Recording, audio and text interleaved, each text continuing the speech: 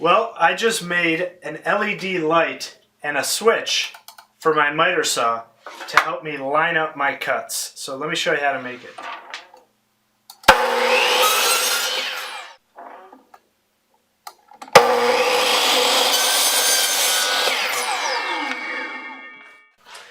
So what I'm going to try to build today is an LED light that mounts to the miter saw on the front and acts as a marking guide. The light will shine directly down on the blade, perpendicular to it, and the shadow that the blade casts from the light will be able to act as a marking guide on your piece of wood you're cutting. It's similar to a laser guide. The laser guides mount right here on the collar and shine on one side of the blade. But the thing I didn't like about those, and you can buy them on Amazon, they're 20 or 30 bucks. They only work when you turn the saw on and it spins. The centrifugal force turns them on. They're just a one-piece sealed unit you mount it on the side. What I wanted to make is something, typically when I make a cut, I get down, I line it up on the line, and then I make the cut. So the laser guide doesn't really work unless the saw is spinning, and then you have to line it up after the fact. So I'm going to make it with a switch, a momentary switch that I'm going to mount on the handle. I'll be able to turn the light on, line it up, and then make the cut. The hard part that I've found so far, the mounts are easy. It'll be operated with a 9-volt battery that'll be mounted back here.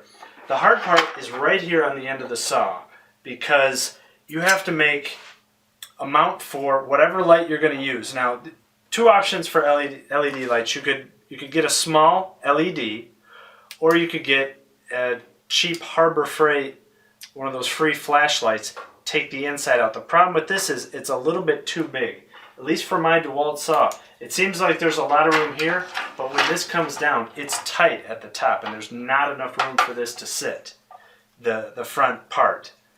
So I'm going to use a small single LED. I'm going to mount it on this bracket I made.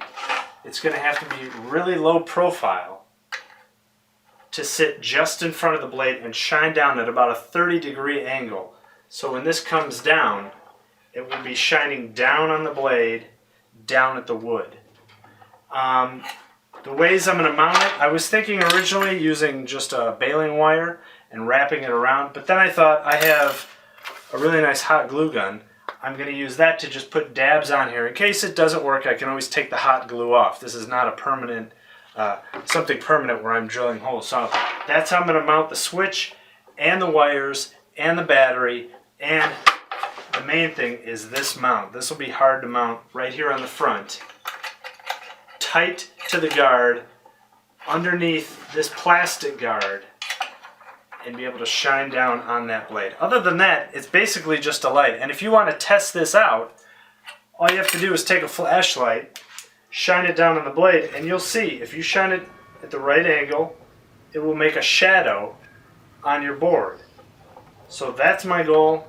I already have the pieces mounted. I cut some plastic templates and trace them onto thin sheet metal.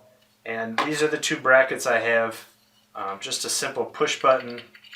I have a fairly bright LED light, and then I'm going to use, since this is a 9-volt battery, most LEDs like to be around 3.5 to 4.5 volts, so I'm going to have to use a 220 ohm resistor. Otherwise you'll burn up that LED bulb in about 5 seconds.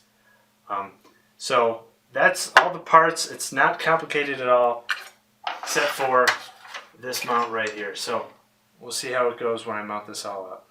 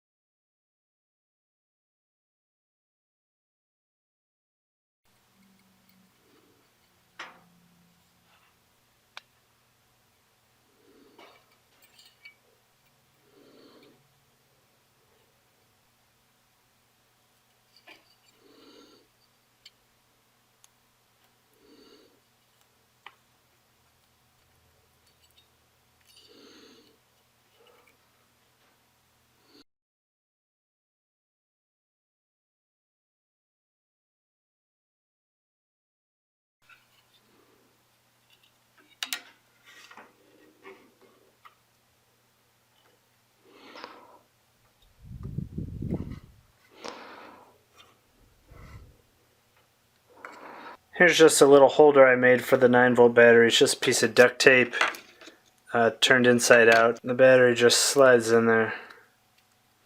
And that will mount to the back of the saw.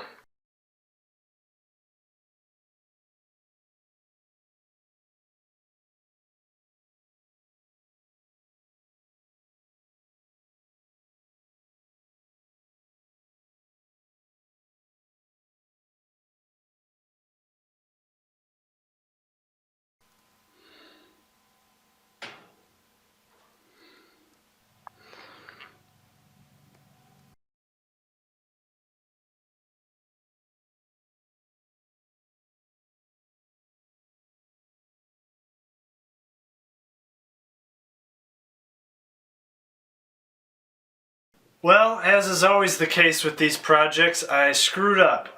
You would think a button, a switch, would be off normally, and you press it and it turns on. Well, in fact, this is a normally on switch. As you can see, the light is on now. And when I push the button, it goes off. So I'm not touching the button, and when I push it, it goes off. So everything works, except this button is the opposite of the one I want. Just when I plugged it in, the light turned on, and I realized, uh-oh, it's a button to turn it off, not on. I'll have to change this button out, but other than that, I'm really happy with it. You do need a bright LED light, though. I'm glad I used a bright LED here.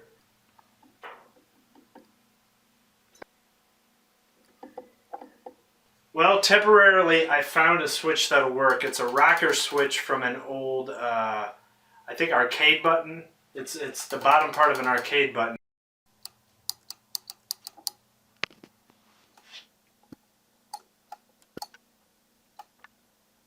And one thing to note is you really have to get the right angle on that light. If you're off slightly angled or even up and down, you really have to be able to adjust it. You're not just going to glue that light in. I found that really has to be accurate to get a good, nice shadow on there. But so far, it only took, fiddling around and gluing all these wires on and wiring it all up and my screw up with the wrong button. It only took about an hour and a half to put this all together, but I think I'm really going to like it because I can immediately see if I'm on the line. I don't have to get down and line it up down here and close one eye and check the side of the blade. I can immediately see where the blade's going to cut, and I can just cut it. And I can just hold it and let go, as opposed to that laser with the centrifugal force where you got to turn the blade on, then find your line. This, I can line it up from here and then make my cut.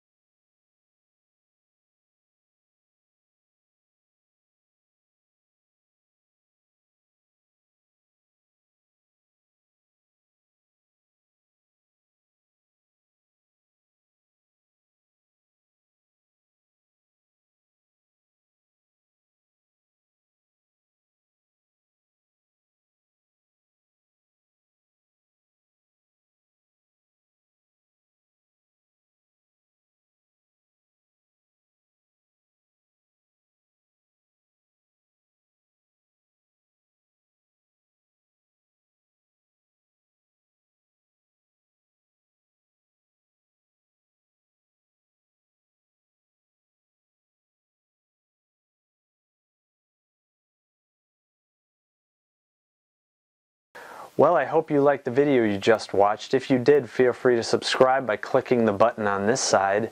You can also check out all the videos I've done, the playlist from things I've built, things I've fixed, home repair, 3D printing, and on this side you can check out a recommended video similar to the one you just watched. And as always, down in the description I'll put a link to my blog, which has more pictures and more information about the video you just watched. Thanks.